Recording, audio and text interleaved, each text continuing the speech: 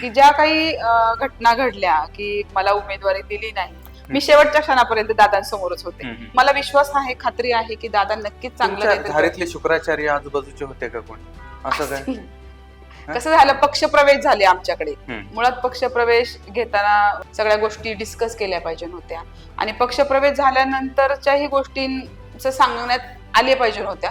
त्या कुठेतरी मिसअंडरस्टँडिंग झालं त्या तुम्हाला गोष्टींमध्ये. विश्वासात घेतलं नाही असं म्हणायचं? विश्वासात म्हणण्यापेक्षा जर मला सांगितलं असतं, मी प्रभागात आहे, प्रभागातल्याच व्यक्ती तुम्ही घेताय, महिला अध्यक्ष म्हणून मी आहे आणि महिलांचाच पक्षप्रवेश घेताय, तर तो फक्त मला एकच खंत आहे की तो मला सांगण्यात आली पाहिजे नव्हती. ही एक खंत आहे आणि हे खरं आहे आणि ते खरं ते नाकारता येत नाही. नमस्कार, आय एम सिटीझन मध्ये आपल्या सगळ्यांचं स्वागत. आणि आता निवडणुकीची रणधुमाळी चाललेली आहे आणि आपण आलेलो आहोत कविताताई आल्हाट यांच्याकडे.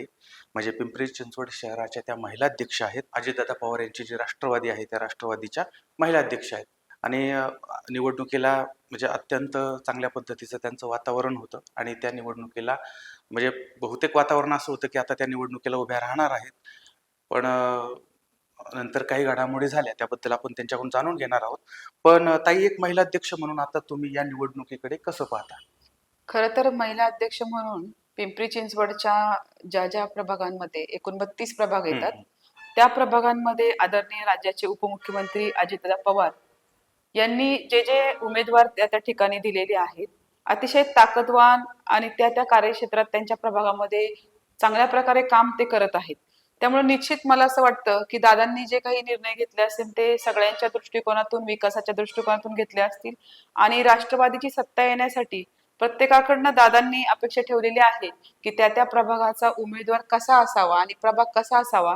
त्यामुळे चांगला उमेदवार दादांनी त्या ठिकाणी दिलेला आहे. कशा पद्धतीने वाटचाल चालली होती पाठीमागच्या काही काळापासून? शहराध्यक्ष म्हणून तुम्ही कशा पद्धतीने वाटचाल केली होती? म्हणजे लोकांची कामं करणं किंवा लोकांनी कनेक्ट होणं लोकांची. म्हणजे शहराध्यक्ष म्हणून आम्ही प्रत्येक प्रभाग दौरा केला होता. विधानसभेच्या मीटिंग्स असतील महिलांच्या, त्या मीटिंग्स आम्ही घेतलेल्या होत्या आणि ते करत असताना प्रत्येक प्रभागामध्ये आपली सक्षम महिला कोण आहे राष्ट्रवादीची, त्याचाही सर्वे आम्ही घेतला होता. त्या पद्धतीने तो सर्वे करून त्या महिलेचं नाव उमेदवारी म्हणून आम्ही दादांकडे दिलं होतं आणि चांगल्या प्रकारे जे काही आम्हाला राष्ट्रवादी काँग्रेस पार्टी, आमच्या महिला आयोगाच्या अध्यक्ष तसेच प्रदेशाध्यक्ष रुपालताई चाकणकर यांच्या मार्गदर्शनाखाली आम्ही काम करत असताना जे काही उपक्रम महिलांसाठी यायचे ते पूर्णपणे त्या त्या प्रभागात ते उपक्रम राबवले जायचे. म्हणजे नागरिकांच्या हिताचे ते उपक्रम असायचे, तळागाळातल्या महिलांसाठीचे ते उपक्रम असायचे आणि त्या उपक्रमामधनं महिला अतिशय आम्हाला जुडल्या गेल्या होत्या आणि त्यातनं आमची एक चांगली बांधणी झालेली होती. म्हणजे पूर्ण प्रभागांमध्ये 32 प्रभागांमध्ये आमच्या वॉर्ड अध्यक्ष असतील, प्रभाग अध्यक्ष असतील, त्या पद्धतीने ती बांधणी झालेली होती आणि विधानसभा अध्यक्ष, अशा पद्धतीने आम्ही विधानसभा पूर्ण बांधलेली होती. आणि महिलांचं संघटन चांगलं असल्यामुळे त्या त्या ठिकाणी महिलांचं संघटन असल्यामुळे प्रभागामध्ये सुद्धा संघटन होतं. त्यामुळे वातावरण एकंदरीत चांगलं होतं राष्ट्रवादीला. म्हणजे आहे, आताही आहे. तुम्ही निवडणुकीची तयारी पण केली होती. केली म्हणजे तुमचा ऑलरेडी अगोदर पासूनचा जो वारसा आहे, म्हणजे अगदी तुमचे आजोबा किंवा त्या पाठीमागचाही जो वारसा, तो कशा पद्धतीचा आहे, तो आता तुम्ही कसा चालवला होता? म्हणजे वारसा म्हणण्यापेक्षा माझं माहेर आहे चाकण आणि मी चाकणच्या ह्याच्यामधनं येऊन मी इकडे आल्हाटांची सून झाले.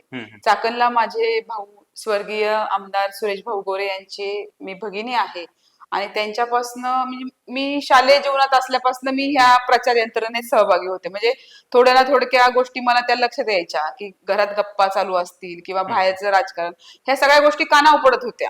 परंतु मी एकटीच अशी होते, 14 बहिणी आम्ही माहेरी, आणि एकटीच मी अशी होते की मी खेळाडू होते. म्हणजे 13 जणी खेळाडू नसले तरी 14वी मी होते की ती खेळाडू होते.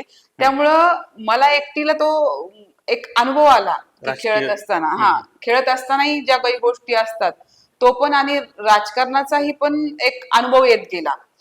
शिक्षणाच्या बाबतीत पण आता मी असं समजत होतो की तुम्ही PhD आहात, म्हणजे पण कुठल्या कुठल्या डिग्र्या तुम्ही घेतलेल्या आहेत? नाही, PhD तर नाही केलं, पण मी नक्की भविष्यामध्ये PhD करेल. माझं BA MA MPEd झालेलं आहे आणि स्पोर्ट्स मध्ये माझं NIS झालेलं आहे आणि DSM हा एक डिप्लोमा कोर्स आहे जो स्कूल मॅनेजमेंट साठी आवश्यक असतो, शाळा बांधकाम साठी आवश्यक असतो, शाळेचं मॅनेजमेंट सांभाळण्यासाठी आवश्यक असतो. तो एक डिप्लोमा माझा झालेला आहे. त्यामुळं खेळाबरोबर शैक्षणिक क्षेत्रातही चांगलं माझं काम असल्यामुळे आणि सगळ्या गोष्टींची जुळून आलेली जुळवणी बघता मला राजकारणामध्ये एक इंटरेस्ट होता की आपण काहीतरी चांगलं करू शकतो. ही राजकारणाची जी परिभाषा आहे कुठेतरी आपण ती बदलू शकतो का, हा एक छोटासा माझा मानस होता की आपण तिथे जाऊन थोडस चेंजेस करून महिलांमध्ये जाऊन महिलांच्या समस्या समजून घेऊन त्याच्या अडीअडचणी समजून घेऊन त्या सोडवण्यासाठी प्रयत्नशील होते. मध्यंतरी बऱ्याच वेळा असं झालं की काही इकडे गेले, काही तिकडे गेले. त्यावेळेस पण तुम्ही स्टेबल होते, तुम्ही एक निष्ठावंत म्हणून त्या ठिकाणी राहिले. तर त्या काळात कशा पद्धतीने हे सगळं फेस केलं होतं? तो काळ अतिशय मला थोडासा कठीण गेला खरं सांगायचं तर. आदरणीय राज्याचे उपमुख्यमंत्री दादांच्या मार्गदर्शनाखाली काम करत असताना दादांनी जो आदेश दिला मला की आपण महायुतीचे काम केले पाहिजे, त्याच दृष्टिकोनातून मी त्या ठिकाणी थांबले आणि आत्ताही दादांनी आदेश दिल्यामुळे मी इथे आत्ताही थांबलेले आहे. म्हणजे ही गोष्ट आहे खरी. आता इथं काय प्रॉब्लेम काय आहेत ह्या प्रभागामधले? आता तुम्ही प्रभाग क्रमांक 2 मध्ये इच्छुक होते, तर त्यात प्रॉब्लेम काय वाटत होतो तुम्हाला की हे प्रॉब्लेम मला सोडवायचे किंवा ह्या अडचणी आता सध्या आहेत त्यातनं या प्रभागाला बाहेर काढायचं? म्हणजे खरं तर प्रॉब्लेम म्हणण्यापेक्षा नागरिकांच्या ज्या समस्या होत्या आणि नागरिकांना ज्या गोष्टींना फेस करावं लागत होतं त्या सोडवण्यासाठी मी खूप प्रयत्नशील होते. म्हणजे आमच्या इथे नाना नानी पार्क नाही, पहिली गोष्ट. मुलांना खेळण्यासाठी मैदान नाहीये, मैदानचं आरक्षण आहे परंतु ते विकसित नाहीयेत. म्हणजे ह्या गोष्टी सगळ्या आहेत की त्या नागरिकांपर्यंत त्यांचा नागरिकांना उपभोग घेता आला पाहिजे. पाण्याची एक समस्या खूप म्हणजे फक्त प्रभागात नव्हे तर पूर्ण पिंपरी चिंचवड मध्ये आहे. जेव्हा राष्ट्रवादीची सत्ता होती त्यावेळेस पाणी लोकांना दिवसाला पाणी यायचं, परंतु त्यानंतर असं झालं की पूर्णपणे दिवसाआड पाण्याचं व्हायला लागलं आणि ते पाणी आता लोकांना पुरेसं कसं होईल, मुबलक कसं मिळेल यासाठी आम्हाला प्रयत्न करायचा होता आणि आम्ही करणारच आहे. म्हणजे जरी मी नसेल नगरसेविका तरी यासाठी दादांच्या वतीने आम्ही प्रयत्न करणारच आहे. आता बैठ्याघरांचा पण प्रश्न होता, त्याच्यानंतर रस्त्यांचा एक प्रॉब्लेम इथं आहे, त्याच्यानंतर मध्यंतरी काही घरं या ठिकाणी पाडण्यात आली होती. तर हे सगळे याच्यामधले प्रॉब्लेम होते. आता जे इथं सत्ताधारी होते तर त्यांनी कामं केली नव्हती का, त्याबद्दलचं काय? त्यांनी त्यांच्या पद्धतीने कामं केली. सत्ताधारी जरी असले तरी त्यांना जी जी आवश्यक वाटली ती त्यांनी कामं केली, पण ह्या ज्या गोष्टी आहेत आवश्यक ह्या पण झाल्या पाहिजे होत्या तितक्याच प्रमाणामध्ये. तर हे नाना नानी पार्क असेल, ग्राउंड असेल, मुलांसाठी खेळाचं मैदान असेल, ह्या गोष्टी पण तितक्याच महत्वाच्या आहे की त्या व्हायला पाहिजेत. तुम्ही इच्छुक होते या ठिकाणी उभं राहण्यासाठी, तर नक्की काय विषय झाला तो? कारण लोकांना काय होतं, तुमचे जे समर्थक आहेत किंवा तुम्ही ज्यांच्यासाठी अहोरात्र कामं केलेली आहेत, असे काही कार्यकर्ते आहेत, असे काही महिला आहेत, तर त्यांना हा प्रश्न आहे की तुम्ही अचानकपणे माघार का घेतली? कारण आता झालं, आता तुम्ही निवडणुकीला उभे राहणार आहात, त्यानंतर सगळे प्रचार सुरू झालेला आहे, पत्रकं वाटलेली, सगळ्या गोष्टी झाल्या आणि अचानकपणे कळलं की कविताताईंनी माघार घेतली. नाही, हा सगळ्यांसाठी धक्का होता. म्हणजे मला तो स्वतःलाच धक्का होता. त्यामुळं माझे कार्यकर्ते समर्थक असतील त्यांना तो धक्काच होता. त्यासाठी तर मी परवाच माझ्या महिलांनी सगळ्यांनी एकत्रित येऊन माझ्याशी संवाद साधण्यासाठी त्यांनी सगळ्या एकत्र जमल्या होत्या आणि त्याच दिवशी मी त्यांना सांगितलं की मी माघार घेतली. परंतु बऱ्याच जणी रडल्या, बऱ्याच जणांचे प्रश्न होते की तुम्ही माघार घ्यायलाच नाही पाहिजे, अपक्ष राहिलं पाहिजे, पण कुठंतरी थांबलं पाहिजे, हा एक माझा हेतू होता.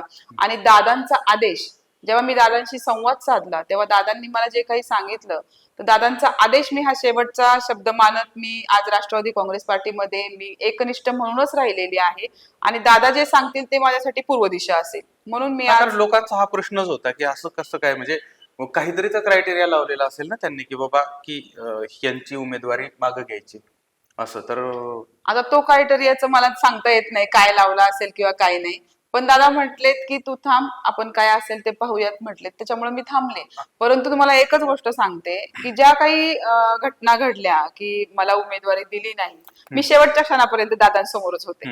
म्हणजे असं नाही की मी दादांवरती फोनवरती बोलले किंवा मी इकडे आहे दादाने तिकडे निर्णय घेतला. दादांसमोर फेस टू फेस बोलत असताना जे काही घडलं ते माझ्या डोळ्यासमोर घडलेलं आहे. त्यामुळं मला विश्वास आहे, खात्री आहे की दादा नक्कीच चांगलं. धारीतले शुक्राचार्य आजूबाजूचे होते का कोणी असं काय? कसं झालं, पक्षप्रवेश झाले आमच्याकडे. मुळात पक्षप्रवेश घेताना हे केलं पाहिजे होतं, सगळ्या गोष्टी डिस्कस केल्या पाहिजे होत्या आणि पक्षप्रवेश झाल्यानंतरच्याही गोष्टींचं सांगण्यात आले पाहिजे होत्या. त्या कुठेतरी मिसअंडरस्टँडिंग झालं त्या तुम्हाला गोष्टींमध्ये. विश्वासात घेतलं नाही असं म्हणायचं होतं? विश्वासात म्हणण्यापेक्षा जर मला सांगितलं असतं, मी प्रभागात आहे, प्रभागातल्याच व्यक्ती तुम्ही घेताय, महिला अध्यक्ष म्हणून मी आहे आणि महिलांचाच पक्ष प्रवेश घेताय, तर तो फक्त मला एकच खंत आहे की तो मला सांगण्यात आली पाहिजे नव्हती. ही एक खंत आहे आणि हे खरं आहे आणि ते खरं ते नाकारता येत नाही. आणि ही गोष्ट जर मला कळाली असती तर मी क्लिअरली दादांशी बोलले असते की दादा ह्या गोष्टी आहेत, अशा अशा आहेत. म्हणजे ह्या सगळ्या गोष्टी आहेत. आता मी काही नाराज नाही, मला दिलं नाही म्हणून माझं कार्यक्षेत्र आणखीन वाढेल. म्हणजे मी पिंपरी चिंचवडची शहराध्यक्ष म्हणून तर काम करतेच आहे. म्हणजे मला एक प्रभाग नाही तर मला 32 प्रभाग 32 31 प्रभाग आहेत, तिथे मी स्वतः जाऊन प्रचार करणार आहे. तुम्ही आत्ताच ऐकलं, मी चरवलीच्या प्रभागामध्ये होते आता मी, आणि नंतर मी सांगवीला जाणार आहे. म्हणजे माझा प्रभाग दौरा चालू आहे तसा. आणि कालही मी प्रभाग क्रमांक 2 मध्ये होते प्रचार करायला. त्यामुळे तो विषय येत नाही. मी राष्ट्रवादीची आहे, राष्ट्रवादीची कार्यकर्ती आहे आणि राष्ट्रवादीचा प्रचार करते. आता जे तुमच्यावरती प्रेम करणारे कार्यकर्ते त्यांना तुम्ही काय सांगाल या माध्यमातून? नाही, मी त्यांच्याशी संवाद साधला महिलांशी. त्या अतिशय दुःखी झाल्या, त्यांच्या भावना मी जाणून घेतल्या. आणि खरं तर एखाद्या म्हणजे सगळ्या माझ्या मागे उभे राहिल्या, तर मला काम आहे माझं की त्यांच्या पाठीमागं भक्कमपणे उभे राहायचं. तर त्या पद्धतीने मी त्यांना समजूत घातली आणि त्यांना सांगितलं की ज्या पद्धतीने तुम्ही मला साथ दिली तशीच तुम्ही साथ ही राष्ट्रवादीला द्या आणि जे काही उमेदवार असतील त्यांना तुम्ही साथ द्या आणि मत द्या. तर या होत्या कविताताई आल्हाट, ज्या रेसमध्ये होत्या पण त्यांनी माघार घेतलेली आहे. आणि त्यांना त्यांचे जे काही विचार होते किंवा कशा पद्धतीने त्यांची वाटचाल होती आणि त्यांचा काय त्याच्या कार्यकर्त्यांसाठीचा विषय होता तो सगळा तुमच्यासमोर यावा किंवा तुमच्यापर्यंत पोहोचावा याच्यासाठी आय एम सिटीझन त्यांच्यापर्यंत पोहोचले. आणि मॅडम तुम्ही आम्हाला वेळात वेळ दिला त्याबद्दल तुमचे आभार. धन्यवाद. थँक्यू.